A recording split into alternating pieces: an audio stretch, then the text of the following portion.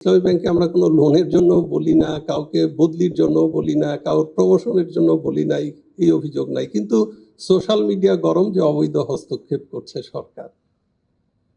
তো এখন যেটা হয়েছে যে আমাদের ঈদের আগের দিন সকাল থেকে দেখলাম স্লোগান হচ্ছে যে চেয়ারম্যানের পদত্যাগ চাচ্ছে, তৎকালীন যিনি চেয়ারম্যান ছিলেন উনি বিকালে পদত্যাগ করেন।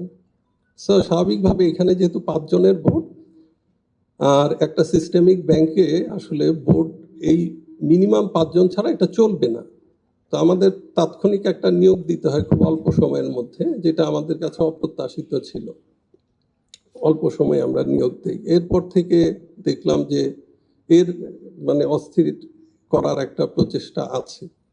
সো আমরা আশা করছি যে বাংলাদেশ ব্যাংকে আমাদের কিছু নিয়ম কানুন আছে, কিছু টুলস আছে, সেই টুলসগুলো আমরা প্রয়োগ করবো আগামী কয়েকদিনের মধ্যে। এটাতে আমার মনে হয় না যে যারা আমানতকারী তাদের কোনো অসুবিধা হবে।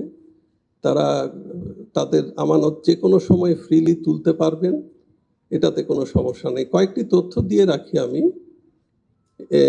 জুলাই 2024-এ ইসলামী ব্যাংকের এডি রেশিও ছিল আসলে 93-র মতো, কিন্তু অত্যন্ত অস্বাভাবিকভাবে আমরা মার্চে এসে দেখলাম 97-98, অর্থাৎ ডিপোজিটের প্রায় 97-98। তো আমরা ওনাদেরকে কমাতে বলি যে এটা তো আমাদের ইসলামী ব্যাংকে হাইয়েস্ট লিমিট হচ্ছে 92।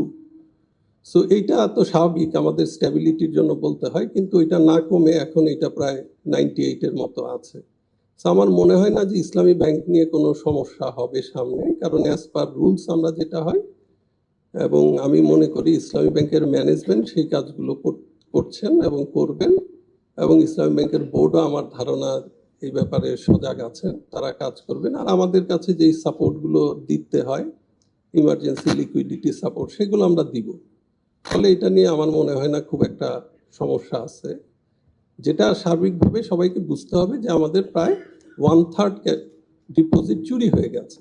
তো এইরকম একটা ব্যাংকিং সিস্টেমকে স্ট্যাবিলাইজ করতে সবাইকে ধৈর্য ধরতে হবে, এবং আমি সমস্ত জনগণের সহযোগিতা চাই, ডিপোজিটারের সহযোগিতা চাই, এবং আমরা পর্যায়ক্রমে দেখবেন আপনারা দীর্ঘদিন জমে থাকা প্রবলেমও ইনশাল্লাহ আগামী সপ্তাহ বা পরের সপ্তাহ থেকে কয়েকটা এনবিএফআই নিয়ে প্রবলেম আছে, আমাদের সমাধান প্রক্রিয়া শুরু হচ্ছে। যেটা 12 বছর ধরে যেই আমানতকারীরা টাকা পাচ্ছিল না, ইনশাল্লাহ দেখবেন যে আগামী 1 বা 2 সপ্তাহ পরে সেই এনবিএফআই গুলো নিয়েও আমাদের কার্যক্রম শুরু হবে এবং তারা তাদের টাকা ফেরত পাবেন।